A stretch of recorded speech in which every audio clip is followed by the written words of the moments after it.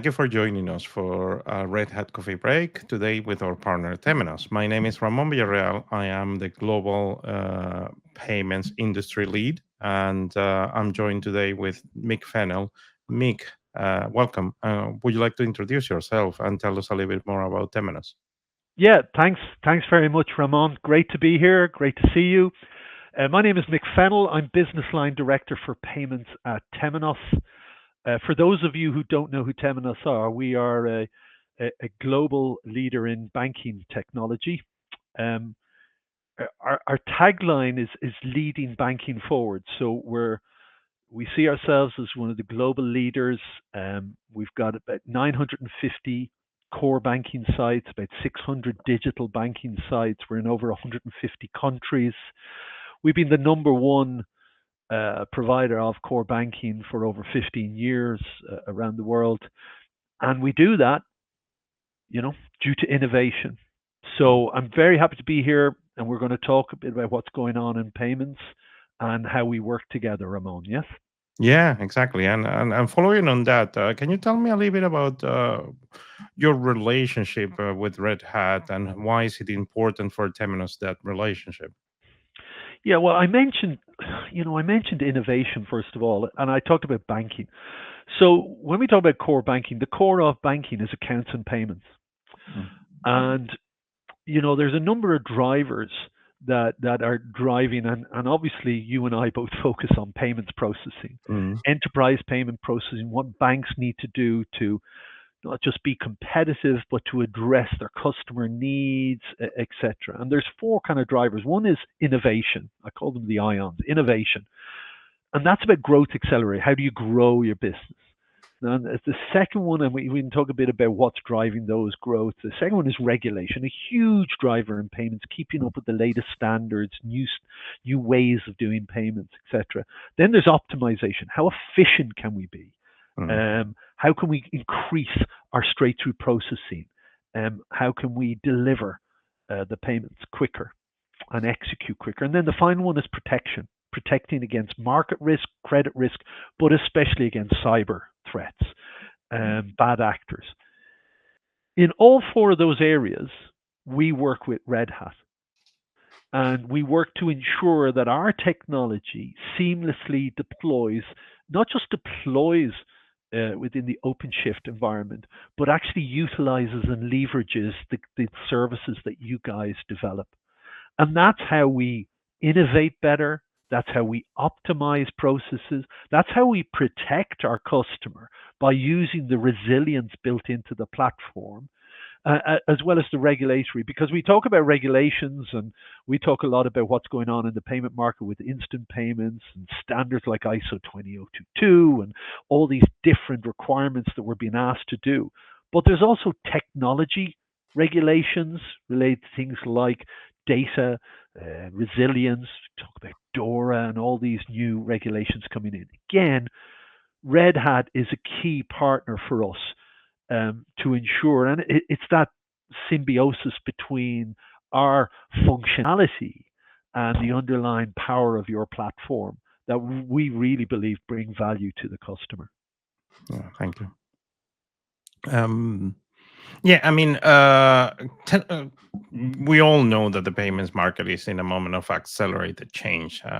So, in your words, and in your opinion, what are the key drivers for that change? And also, what is happening? Why do you think? What are the types of change that we are seeing in the market at the moment? Yeah, I've already kind of alluded to the kind of four categories. Um, and those four categories, if we look at innovation, growth acceleration, you look at things like, first of all, alternative networks. So there's lots of new ways of sending payments, of executing payments, especially in the cross-border world. There's a lot more players there that services you can utilize. Then we talk about AI and how that much that's improving, and that's changing the nature of how we look at payments and how we process them. It's about augmenting the current process when it comes to the regulation and those new changes, that's certainly driving huge change. Yeah. But we also have things like embedded payments where we're looking to extend out what we do through the use of technology and APIs into the customer. And as a financial institution, the closer you can get to the customer process, the more value you can bring, and also how more sticky you can become to that customer. So all of the institutions around the world are looking at ways, right? How do I tap into that? How do I maintain my competitive nature? At the same time, volumes are going up. Scalability is an issue. Real time processing, especially when we look at fraud monitoring, to bring all that together. And so it's not one thing. You're trying to keep all these plates spinning. And so that's what's driving change. It takes a village to raise a payment. You need all these things working together in order to execute and orchestrate a payment. And those execution cycles are getting quicker and quicker and more complicated, more validations. There's more new services appearing. We talk about verification of payee, confirmation of beneficiary, validations. That's just one element of the kind of changes that are going on. So so that's what's driving the change. That's why we just constantly talk about modernization. What do we mean by modernization? What we mean is elevation. It's Yeah. about elevating your capability. Mm. That's what modernization is about. And it's about addressing all of these different areas. It's an enterprise view of how a financial institution can elevate their capabilities. Yeah. And Yeah. thus ultimately win new customers, retain your current, grow your business with your customer, and delight your customer. Execute successfully and continually for the customer. Yeah, and it's quite interesting because in all of these different those different areas, you see how regulation plays a big part, but also the business continuity. It's really really important, and that is an area that we in Red Hat with our platforms and with our capabilities focus on.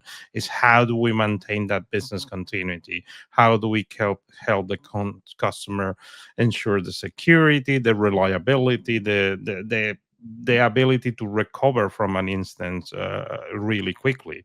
I think if you see, for example, the requirements of regulations like DORA or Operational Resilience Act in the Yeah. UK, you see that other regulations around operational resilience is a reminder that the system has to be able to always be alive, and especially with the pressures of immediate payment, you can see how your system needs to work 24/7. You can never have a system that is down, and you don't get a time to actually pull it back and test it and go again. Well, luckily enough, maybe not every day, Mm. but we're always reminded very regularly when we see, unfortunately, failures happen. It makes headline news. It makes headline news on your country's headline. Customers for such and such a bank couldn't access their accounts today, couldn't send payments. It is a huge, huge important thing.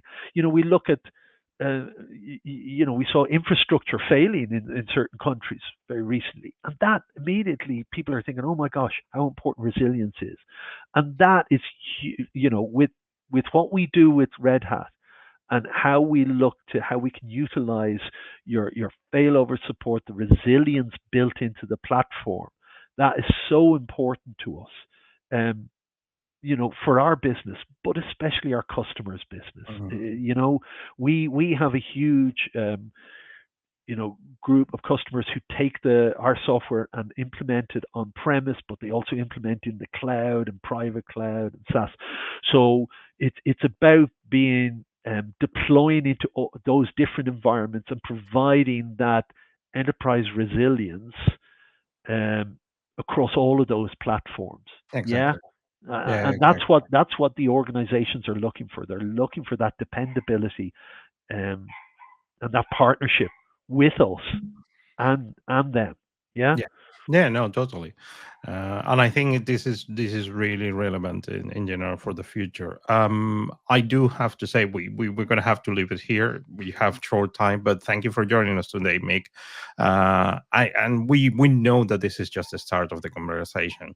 We would like to invite you to learn more by checking our link underneath the video and reaching out to us via email addresses or any other contact, and just to keep the conversation going. Thank you for joining us today for a Red Hat coffee break, and we'll hope to see you soon again.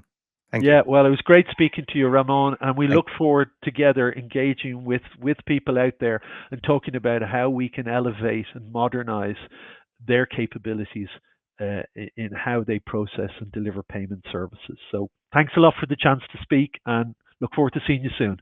thank you. Thank you, Mick.